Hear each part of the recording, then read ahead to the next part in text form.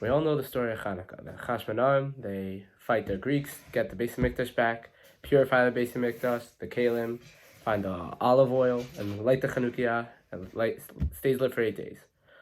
But I don't know, if you think about it, it's kind of crazy how, the Chashmonaim band together and beat the world power, the Greeks. It's pretty crazy thing in its own right. So I was curious as to how could they have done that? How were they zocha? How were they able to beat the Greeks? It's a pretty crazy thing.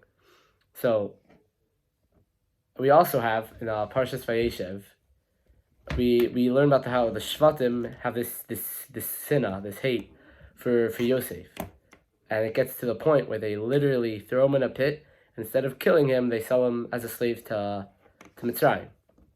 And I always thought that was pretty shocking. They hated their brother that much. Yeah, we know that Yosef's dreams were kind of making the brothers jealous, and Yosef was kind of telling them all about it and kind of holding it over, he has nevuah, they don't. But to sell him to hate their brother that much, to sell him as a slave, I thought that was a very crazy thing to happen, right? And we know that them selling Yosef to Mitzrayim was the beginning of Golus Mitzrayim, right? So we have these two cases, right? These two stories of a family, these siblings, right? And there's a fracture. One in Parshas Vayeshev, there's a fracture. There's a fracture between the siblings. You have the Shvatim hate Yosef, sell him to slaves. But by Chanukah, we have the Chashmonaim who are rock solid. They're together. They beat the Greeks. So it's interesting to me how in the Shvatim something negative happened. We started Golus Mitzrayim happened because they hated Yosef. This fracture that sold them. But the opposite happened at the times of Chanukah, the Chanukah miracle, right? The Chashmonaim together, they were the family. They were rock solid unit. They fought back the Greeks. They won the second Beis Hamikdash, right? They were able to light the Chanukah, right? It's a pretty crazy thing how they were able to do that.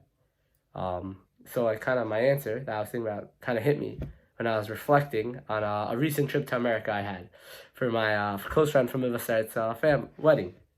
He's got married, and I flew in for it. So while I was at the wedding and I was at the Ofra celebrating with him and his simcha, we had all the boys back together from Yeshiva, and it was amazing. And I was when I had everyone together, just everyone's warmth and love, everyone's there, right? I was reminiscing to myself and maybe a little with the guys about our time in Yeshiva and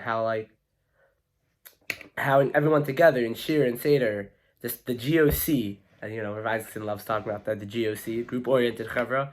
When we were together, pushing, grinding out of the base, right? There's nothing that could stop us. We were on fire, and able to learn and start up and grow, even with all the the hard times, when we're not feeling it, when it's hard and it's grindy and but we push each other and we're together. That achdus that we have, in Mevaseret we say how we're our Mevaseret family, right? And how that's a big yesod that we feel, that we live when we're in yeshiva.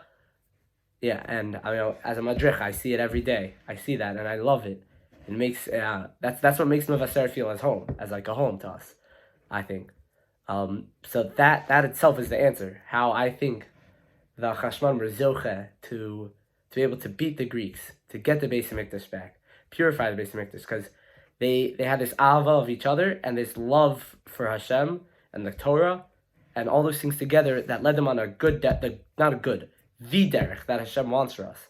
And when we're doing that, we're on Hashem's derech. Things can try to get away and stop us, but I think if we have this achdus, this love for each other, this unity, that's going to set us on the right derech, the right derech that we need to be on, the derech of the Chashmonaim, not the derech necessarily that the Shvatim were led down. Have an amazing Chanukah.